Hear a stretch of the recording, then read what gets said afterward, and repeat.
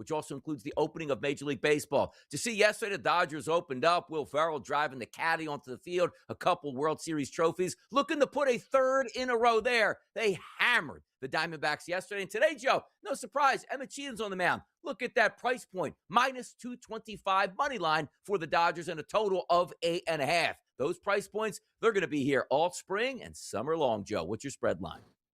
Yeah, that was an over last night, Donnie, with an 8-2 Dodgers win there. I do think we are likely going to be looking at some more runs in this one. Obviously not the same marquee pitching matchup that we had last night, but if we got 10 runs last night with a couple of aces on the mound, what are we going to get here tonight? I think the answer is more runs, Donnie, is what we're going to get. Major League, who catching because I'm pitching? Who said that, Joe? Let me ask you. Let me open up with that. Any idea who said that? Maybe down from your area in Miami, yayo, huh? That's a good. Is it Jennifer Lopez? I have no idea who said that. Close. Exactly. Close. Rick Ross. Close. Rick Ross. Oh, yeah. So. Well, yeah. But perfect segue. Different. Close. Perfect segue right in here to talk about the New York Mets and the Pittsburgh Pirates here. 11-7 yesterday. I thought two aces were on the mound yesterday. Well, Paul Skenes, he's teed up here from the WBC. Ain't no way he's not dominating on opening day. Until you watch that game, and Paul Skenes went 2/3 of an innings pitched, 4 hits, 5 earned runs, 1 strikeout, 2 walks, and pulled out of the game. No thanks to his center fielder. This is a man that's got like a 1 ERA. Starting the season, Joe, 67.5 is his ERA. You don't like to see that in the paper the next day. Right. Well, I mean, he did last 2/3 of an inning, Donnie. Let's give him a little credit.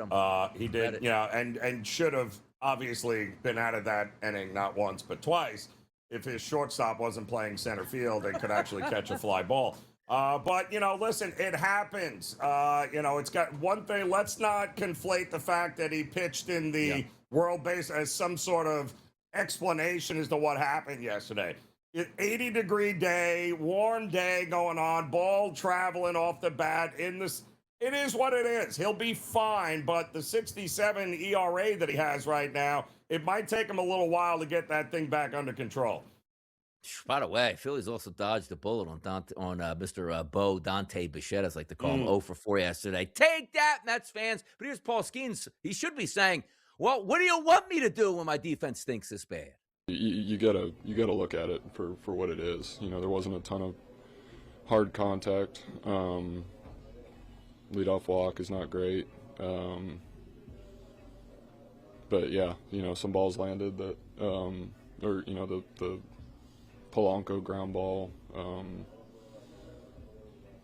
stuff like that. So it's just,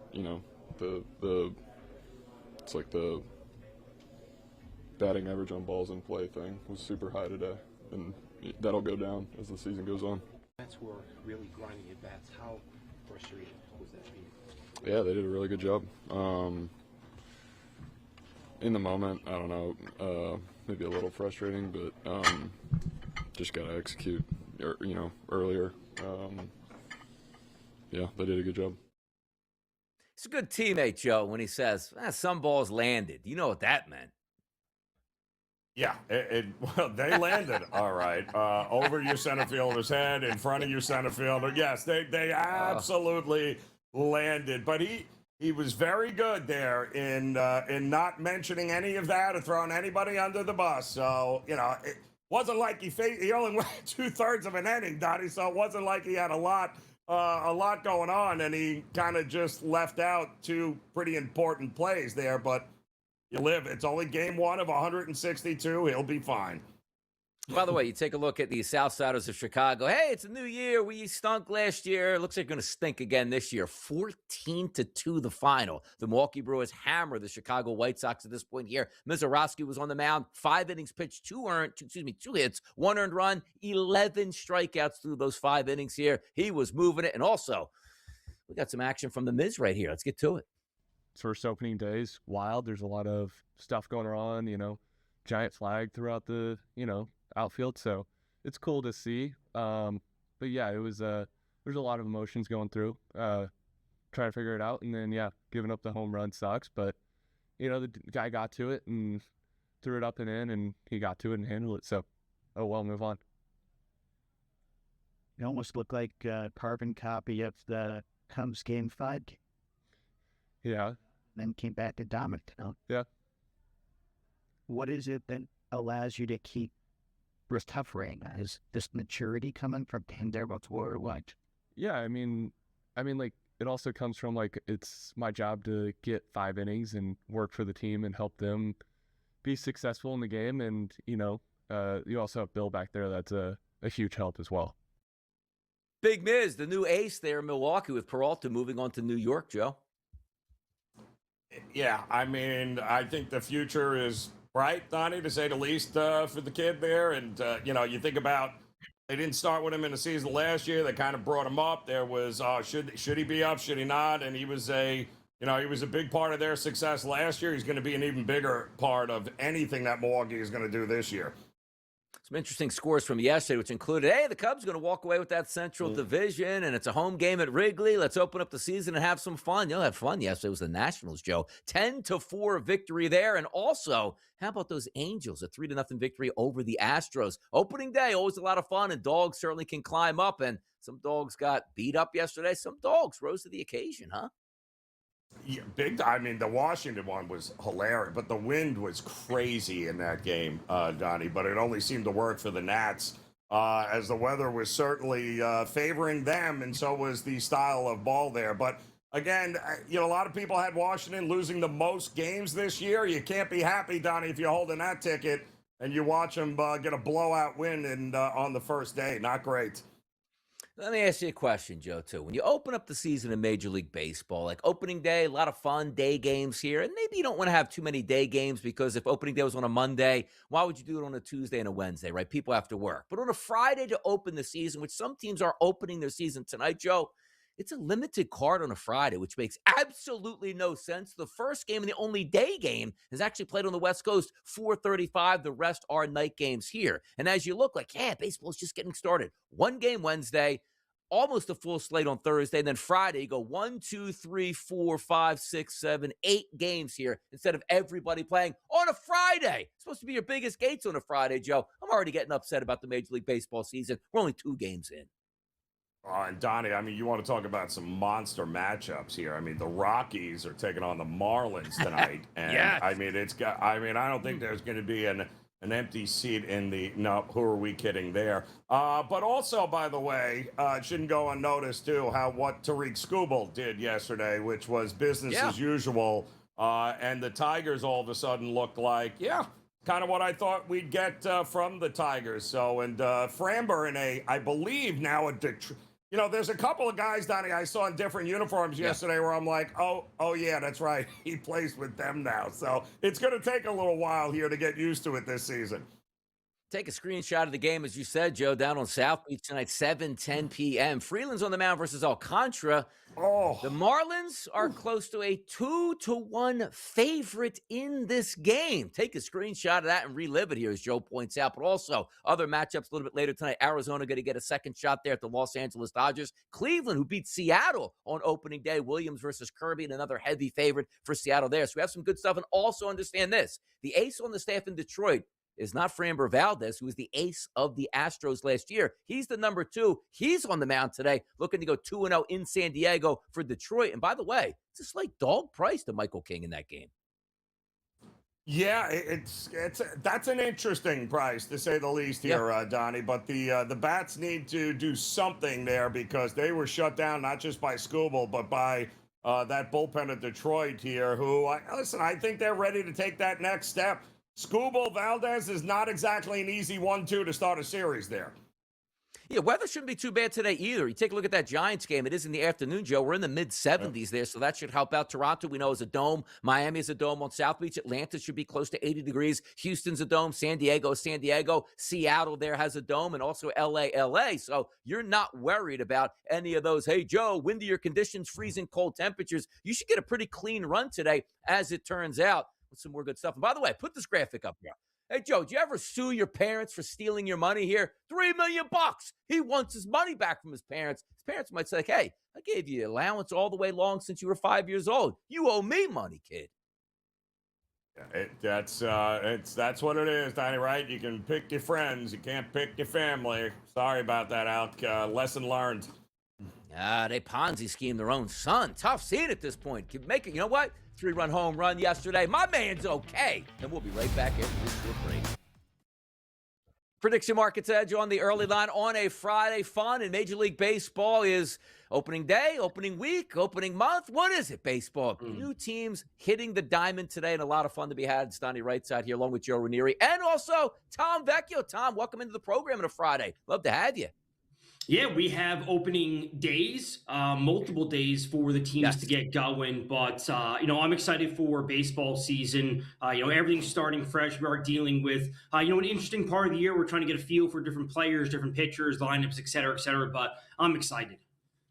By the way, Tom, let's have some fun. Yesterday, the Dodgers opened up their season. A lot of fanfare. The stadium looked beautiful out there yesterday. The gold-tinted uniforms, always a good touch. They drove around with Will Ferrell. They had a couple World Series trophies here, looking for their third in a row. So let's go to the predictive markets here. Best pro baseball record.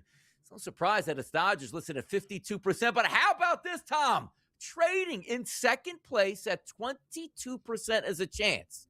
Woo, them Philadelphia Phillies with an opening day victory over Eovaldi. Eagles. No, it's the Fighting Phils, baby. The team in the town here in Philly. Yeah, certainly an interesting market. When it comes down to it, I don't like the Dodgers just because I think we're all in agreement that the Dodgers may take their foot off the gas at a certain point. The Phils could certainly challenge them, but the Phillies are in a tough division. I wouldn't go to the Yankees just because I think the AL East, everyone's just going to beat each other up at a certain point, and no one's going to be pulling away. To me, it's the Mariners. I really think that the Mariners could end with the best regular season record just because we're not worried about the Angels. I think Houston's going to be worse than they were last year. I'm high on the Rangers, but I don't expect them to be dramatically better. And I think the Astros are the team that not the Astros. The Mariners are a team going to pull ahead because we're not have to be worried about the Astros as we're year in and year out. I think they're the team to be interested in at this point. Yeah. It's the same old time, right? If it ain't broke, let's not fix it there. How about the might have after yesterday? How about some of the worst baseball that we might get this year? Because I think the White Sox are going, hey, hold my beer. You think that was bad last year? Wait till you see what we got this year. Yeah, I still have a position on Washington to have the worst record, or I should say the fewest wins is the actual terminology. The Rockies are coming off an unbelievably terrible season, historically bad, but really the differential between the Rockies and the Nationals, the Rockies and the White Sox isn't as big as the odds would suggest. So I know the Nats came out firing yesterday, put up a ton of hits and a ton of runs, but frankly, I'd be looking to the Nats or the White Sox still. I wouldn't be looking to the Rockies. It's not a foregone conclusion that they're going to blow as many leads as they did last year, that they're not going to convert as many wins as they had last year. So I'd be looking to one of those other teams rather than the Rockies.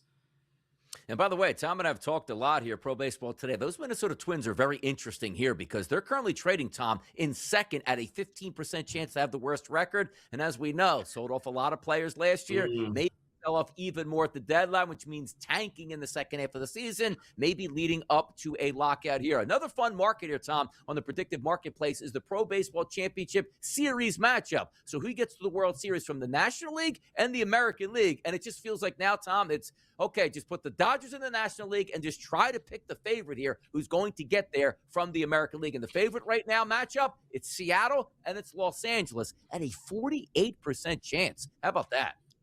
That is just way too rich for my blood.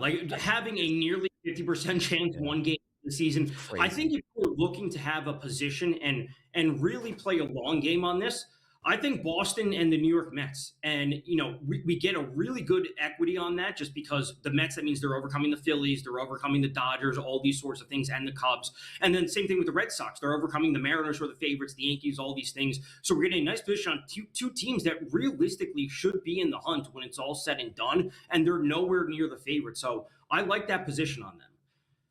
Yeah. Well, if you like them, who wins it, Tom? Who do you think where's the value right now for that? For me, it would come down to right now the Mets, just based on how much further down they are in the marketplace. But I also trust their pitching staff. It's not to say I don't trust the Red Sox. They have some young pitchers that could be calling up, some young pitchers from the minors. But the Mets just have a good depth when it comes to pitching. Sean Manaea is starting in the bullpen for the Mets overall. And, if someone were to get hurt, I'm not saying he's the best starter, but if you can have him as a sixth guy to come out of the bullpen and be a spot starter just to eat up innings, that's not too bad. For me, the Red Sox, they still need to get one more pitcher because their lineup, I think, is going to score a ton of runs this year. But they need one more pitcher after Garrett Crochet that we saw, after some of the additions in the offseason. But I really do like them both this year. Yeah, I do. I think Boston's going to be a fun team to watch certainly here, but Seattle's going to get a lot of hype. Even though they lost opening day, and I know you can't overreact on that, but understand this too. On the Kalshi Marketplace, to win the World Series, Los Angeles hammered the Diamondbacks yesterday. They actually went down, Tom, 0.1% in their market cap here at this point. So everybody looking towards the Dodgers, and rightfully so. There's no question about it. Seattle, New York, both New York teams, I should say, the Yankees and the Mets in there, along with Boston and Philadelphia. But how about some of the market movers over the past 30 days, and even with SportsGrid tracking it? Did you know SportsGrid here, who will win the 2026 World Series? Prediction. It's the Blue Jays here this year, but you look at those biggest market movers. The Red Sox, I like them. The Brewers, big day yesterday. And how about the Astros, Tom? Are you buying the Astros, Tom? Come on now. We're not buying them, are we? No, can't be buying the Brewers or the Astros. Just the Brewers did nothing in the offseason. They lost talent when it was all said and done. The Astros, I just can't get past like the lineup. It's just really not that good. The back end of the rotation is just not that good. Josh Hader starting the year on IL is not a comforting thing. Frankly, I think there are far more interesting teams in both, obviously outside of the Dodgers in the NL, but neither of those teams, Brewers, Astros, out on them. I'm looking so forward. I mean, you got to love it here, Tom, right? Because we've got so many teams that the public, you can tell right off the bat, loved on opening day. Now there is some kryptonite out there. There are some teams, I think, that are still a little bit overvalued. Who would you point to? I mean, great job, Milwaukee, but I still think they're going to be terrible this year. Who are some of those teams that you'd look to avoid? It would be the Padres first and foremost. And I don't want to look at yesterday as like, they lost big. They put up, gave up a ton of runs, all these sorts of things. But with Nick Pivetta, Michael King, Randy Vasquez, that's just not a really good top end of the rotation. I know Joe Musgrove's on his way back. German Marquez is there, Walker Buehler. I think the lineup is great, and the bullpen's fantastic. There's no doubt about it. But the pitching staff, the starting pitching staff, isn't good enough for them to consistently get to the bullpen for Mason Miller to shine. So I think the name brand value that the hitters have is overvaluing them in the marketplace, and I'd be looking to fade them going forward. Love it. Start to stack up some of these statistics. Tom's going to be watching, it, all spring and summer long, and be with us here on the program. Fantastic stuff to start the day. His Yankees are on at 4:35 Eastern against San Francisco, looking to go 2-0 on the early season. Prediction, market's edge on the early line. We'll be right back after this short break.